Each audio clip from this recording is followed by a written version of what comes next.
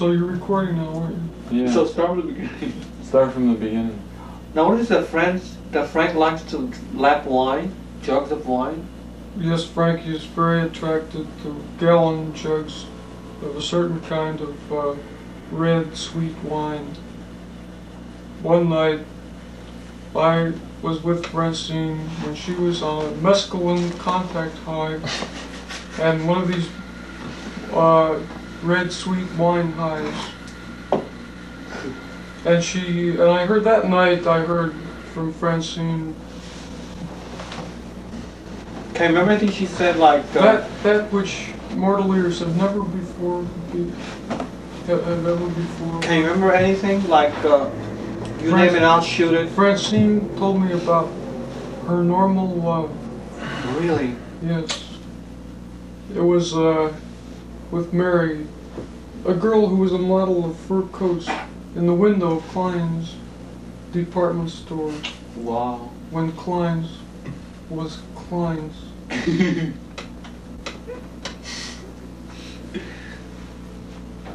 then what else does this girl do? I mean, besides... Well, I guess that's enough for her to do. But I mean, oh, anything else? Can you remember anything that he said? Like, you name it, I'll shoot it. Or, Mary, get off the pot. Things like that. Well, there any new ones? What? Never been heard before. What do you mean? Well, things like that. What do you call those? Refrains? Or, no. Is that what you call them? Sayings? Francine sayings. Aphorisms. Aphorisms. Or Franciism. Franciism.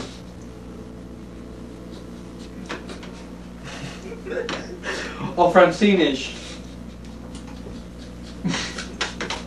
Or Francine. Yes. Yes.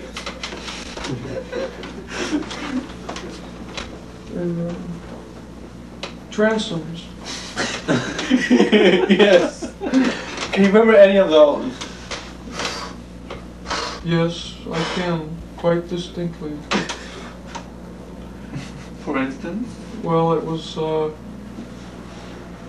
Francine's chance to wed a man who pressed the sweet of marriage upon her when she was still working in the carnival as Princess Francine. She was on the ballet when the hunchback came over on this little cart mounted on roller skates that he got around on, and told her that there was someone, there was a limousine outside, and that someone was requesting to deliver, to see or Francine or to give her flowers. And so this was a man, an older man that she had seen in the audience a few times, and it happened that he was the man that owned the biggest nightclub in a place in a city in Kentucky. What is the city in Kentucky? Paducah? But no, Louisville. The biggest nightclub in Louisville, Kentucky, or something like that. And so he told her that he was very sorry, for he had seen her act, and that he was very touched, and he was sorry that there's nothing that science could do to help her, but that he admired her spirit and her courage and her beauty, and and he wanted to marry her and give her a home and security and his grandmother's jewels. So he took her home, and there was a dinner, and he introduced her to the servants, and they were very snotty with her, but she was regal and dignified, and didn't, as she said to me once, it didn't matter. I couldn't have cared less. That's what she said. Yes, I couldn't have. Wait, no. What is it the Frankie always? I couldn't care less. She's always saying that. Couldn't have been. I couldn't be more annoyed. I couldn't be more annoyed. I couldn't be less annoyed. Less annoyed, yes.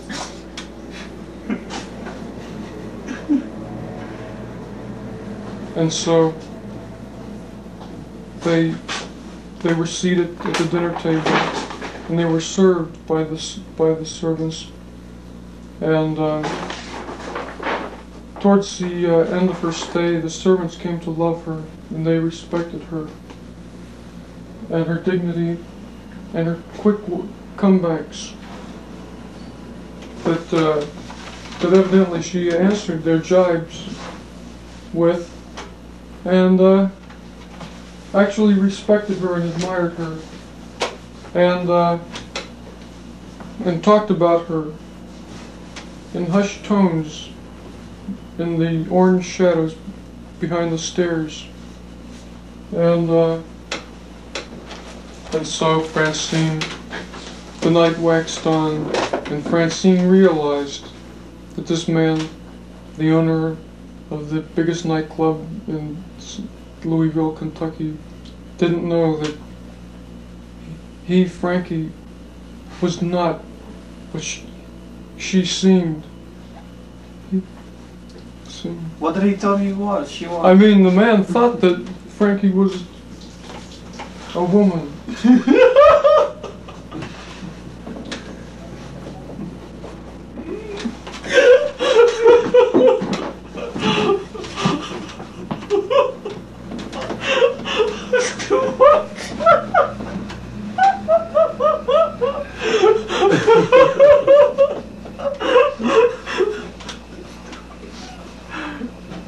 I'm sorry, continue. And then, after the meal, when Francine's head was giddy and she felt bubbly, he took her into another room and opened the safe and brought out his grandmother's jewels.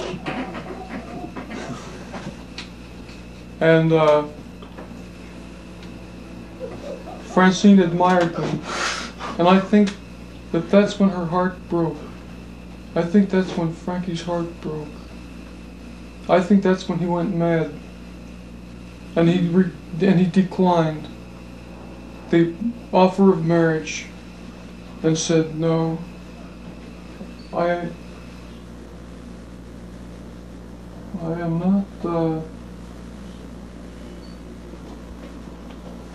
not what I seem to be," and left.